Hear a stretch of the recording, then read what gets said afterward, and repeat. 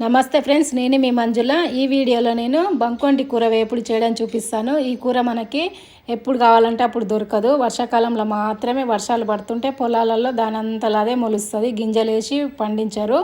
చూడడానికైతే తోటకూరలాగా ఉంటుంది. ఈ ఆకుకూర ఆకులు కొంచెం బరుసులాగా ఉంటాయి, కానీ జిగురు బంక కూడా ఉంటుంది ఈ ఆకుకూర మనకి ఆరోగ్యానికి చాలా మంచిది.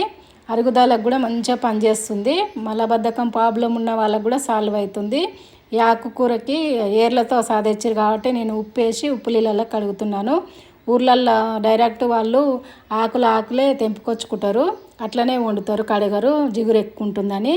ఇవి ఏర్లతో సగా మట్టి ఉందని నేను ఉప్పు నీళ్ళలో ఒకసారి కడిగిన, మళ్ళీ మంచి నీళ్ళలో కూడా 2 సార్లు కడిగేస్తున్నాను. ఈ కూరని కడిగినాక నీళ్ళ తడి ఆరబెట్టుకొని కట్ చేసుకోవాలి. ముందే కట్ చేసినాక అస్సలు కడగొద్దు, అప్పుడు అంత జిగురు ఉండి మనకి బాగుండదు కూర. ముందే ఇట్లా కడిగేసుకోవాలి. ఉప్పు నీళ్ళల్లో మంచి నీళ్ళలో కడిగేసిన తర్వాత ఒక క్లాత్లో పెట్టి ఒక్కోసేపు ప్యాన్ కింద పెడితే వాటర్ మొత్తం గుంజేస్తాయి. ఆ తర్వాత మనం ఆకులు ఏరుకోవాలి. చూడండి, ఇట్లా ఆకులే వేరుతున్నాను నేను. ఆ కాడలు గట్టిగా ఉంటాయి, అవి నారలాగా ఉంటాయి, ఉడకవు, బాగుండవు. ఆకులే వేరుకోవాలి. లేదా ఇట్లా ఒక చెట్టును పట్టుకున్నాం కదా మనము, ఇక్కడ 3-4 ఆకుల వరకు కట్ చేసుకోవాలి. ఇంతవరకైనా అంతవరకే కట్ చేసుకోవాలి, కానీ ఎక్కువ తీయొద్దు. ఈ ఆకులు అట్లనే వండుకోవచ్చు, లేదా చిన్న కూడా మనం కట్ చేసుకోవచ్చు. తడి మొత్తం అయినాక ఇట్లా కట్ చేసుకోవాలి. ఇట్లా కట్ చేసిన తర్వాత పొయ్యి మీద ఒక గిన్నె పెట్టి, ఇక్కడ నేను ఒక్కటే స్పూన్ ఆయిల్ వేస్తున్నాను, ఎక్కువ వేయట్లేదు. ఆయిల్ కూడా తక్కువే వేసుకోవాలి. దీనికి జీలకర్ర, ఆవాలు, మినపప్పు, శనగపప్పు వేసుకోవాలి. అవి కొద్దిగా వేగనివ్వాలి. మినపప్పు, శనగపప్పు మనకి తినేటప్పుడు పంటికి అక్కడక్కడ తలుగుతుంటే ఈ కూరకు రుచి ఇంకా బాగుంటుంది. 2 ఉల్లిగడ్డలని పొడుగ్గా కట్ చేసి వేస్తున్నాను.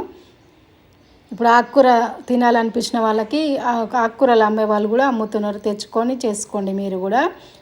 పసుపు, కరివేపాకు, ఎల్లిపాయలను కూడా కచ్చపచ్చగా దంచి వేసి అవి కొద్దిగానే వేగనివ్వాలి, ఎక్కువ దూరగా ఏం అవసరం లేదు. ఇప్పుడు ఈ ఆకుకూరని మొత్తం ఇందులో వేసేసుకోవాలి.